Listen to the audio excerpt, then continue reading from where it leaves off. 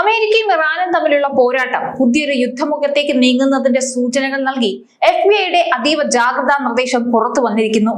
California ഉൾപ്പെടെ US പശ്ചിമ തീരങ്ങളിൽ ഇറാന്റെ ഡ്രോൺ ആക്രമണങ്ങൾക്ക് സാധ്യതയുണ്ടെന്ന രഹസ്യാന്വേഷണ റിപ്പോർട്ടാണ് ഇപ്പോൾ പുറത്തു വന്നിരിക്കുന്നത്.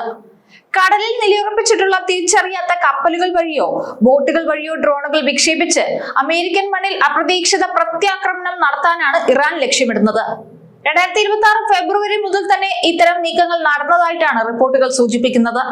ട്രംപ് ഭരണകൂടം ഇറാനെതിരെ തുടർച്ചയായ വ്യോമാക്രമണങ്ങൾ നടത്തുന്ന പശ്ചാത്തലത്തിൽ അമേരിക്കൻ നഗരങ്ങളെ ലക്ഷ്യം വെച്ചുള്ള ഈ സർപ്രൈസ് അറ്റാക്ക് ഭീഷണി അതീവ ഗൗരവത്തോടു കൂടിയാണ് സുരക്ഷാ ഏജൻസികൾ കാണുന്നത്. അമേരിക്കയും ഇറാനും തമ്മിലുള്ള സംഘർഷം പുതിയ തലങ്ങളിലേക്ക് കടക്കുന്നതിനിടെ US പശ്ചിമ തീരത്ത് ഇറാന്റെ ഡ്രോൺ ആക്രമണങ്ങൾക്ക് സാധ്യതയുണ്ടെന്ന പുതിയ വിവരം ലോകത്തെ കൂടുതൽ ആശങ്കയിലേക്കാണ് കൊണ്ടെത്തിക്കുന്നത്. കാലിഫോർണിയയിലെ പോലീസ് വിഭാഗങ്ങൾക്ക് നൽകിയ അതീവ ജാഗ്രതാ നിർദ്ദേശത്തിലാണ് ഈ വിവരങ്ങൾ ഉള്ളത്. അമേരിക്കയുടെ മണ്ണിൽ പ്രത്യേകിച്ച് കാലിഫോർണിയൻ തീരത്ത് അപ്രതീക്ഷിത ആക്രമണം നടത്താൻ ഇറാൻ പദ്ധതിയിടുന്നതായിട്ടാണ് രഹസ്യാന്വേഷണ ഏജൻസികൾക്ക് ലഭിച്ച വിവരം. കടലിൽ തിരിച്ചറിയാത്ത കപ്പലുകളിലോ ബോട്ടുകളിലോ ഡ്രോണുകൾ സജ്ജമാക്കി വെച്ചുകൊണ്ടുള്ള അമേരിക്കൻ ലക്ഷ്യസ്ഥാനങ്ങളെ ആക്രമിക്കാനാണ് ഇറാൻ ലക്ഷ്യമിടുന്നത്. അമേരിക്ക ഇറാനെതിരെ ആക്രമണം നടത്തിയാൽ അതിന് പ്രതികാരമായി ഇത്തരമൊരു സർപ്രൈസ് അറ്റാക്ക് നടത്താൻ 2026 ഫെബ്രുവരി മുതൽ തന്നെ നീക്കങ്ങൾ നടന്നിരുന്നതായി FBI വ്യക്തമാക്കുന്നു. പസഫിക് സമുദ്രത്തിലൂടെ കപ്പലുകൾ വഴി ഡ്രോണുകൾ അമേരിക്കൻ തീരത്തിന് അടുത്തേക്ക് എത്തിക്കാനുള്ള സാധ്യതയാണ് രഹസ്യാന്വേഷണ വിഭാഗം പ്രധാനമായും കാണുന്നതെന്നാണ് അന്താരാഷ്ട്ര മാധ്യമങ്ങൾ ഉൾപ്പെടെ റിപ്പോർട്ട് ചെയ്യുന്നത്.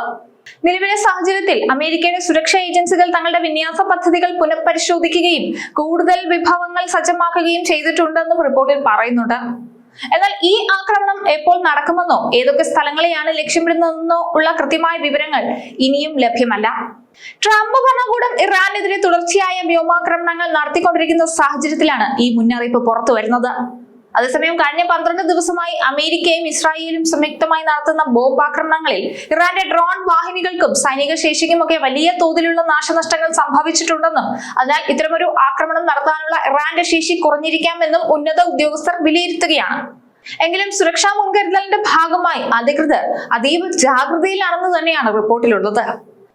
ആരാധനാലയങ്ങളിലും ജനത്തിരക്കുള്ള സ്ഥലങ്ങളിലും നിരീക്ഷണം ശക്തമാക്കിയിട്ടുണ്ട്. കാലിഫോർണിയ ഗവർണറുടെ ഓഫീസും സ്ഥിതിഗതികൾ സൂക്ഷ്മമായി നിരീക്ഷിച്ചു വരികയാണ്. പ്രാദേശിക ഫെഡറൽ ഏജൻസികളുമായൊക്കെ ചേർന്ന് സുരക്ഷാ ക്രമീകരണങ്ങൾ ഏകോപിപ്പിക്കുന്നുണ്ട്. മിഡിൽ ഈസ്റ്റിലെ നിലവിലെ സംഘർഷങ്ങളുടെ പശ്ചാത്തലത്തിൽ ഇന്റലിജൻസ് ഏജൻസികളുമായി ചേർന്ന് അതീവ ജാഗ്രതയിലാണ് അധികൃതർ. നിലവിൽ അമേരിക്കയും ഇസ്രായേലും സംയുക്തമായി നടത്തുന്ന ബോംബാക്രമണങ്ങളിൽ ഇറാന്റെ സൈനിക ശേഷിക്ക് ഗണ്യമായ നാശനഷ്ടങ്ങൾ സംഭവിച്ചിട്ടുണ്ടെങ്കിലും ഒളിഞ്ഞിരുന്നുള്ള ആക്രമണ സാധ്യത തള്ളിക്കളയാനാവില്ലെന്നാണ് ഉന്നത ഉദ്യോഗസ്ഥരുടെ വിലയിരുത്തൽ. ഇതിന്റെയൊക്കെ അടിസ്ഥാനത്തിലാണ് അധികൃതർ ആരാധനാലയങ്ങളിലും പൊതുസ്ഥലങ്ങളിലും നിരീക്ഷണം ഉൾപ്പെടെ ശക്തമാക്കിയിരിക്കുന്നത്.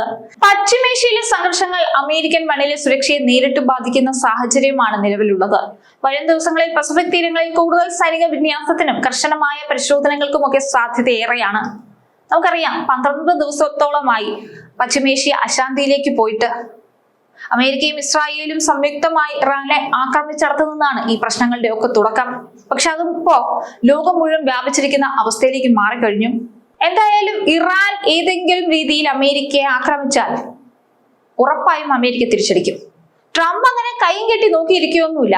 പിന്നീട് ഇറാനെ കാത്തിരിക്കുന്നത് അമേരിക്കയുടെ വകയുള്ള വൻ പ്രത്യാക്രമണം തന്നെയായിരിക്കും. നമുക്കറിയാം ലോകത്തിലെ ഏറ്റവും വലിയ സാമ്പത്തിക ശക്തിയും സൈനിക ശക്തിയും ഒക്കെ അമേരിക്കയാണ്. ഏറ്റവും ആധുനികമായ എല്ലാ സൈനിക സജ്ജീകരണങ്ങളും ഉള്ള രാജ്യമാണ് അമേരിക്ക. അതുകൊണ്ട് ഇറാനെ പിന്നീട് കാത്തിരിക്കുന്നത് വലിയ പ്രത്യാക്രമണങ്ങളായിരിക്കും.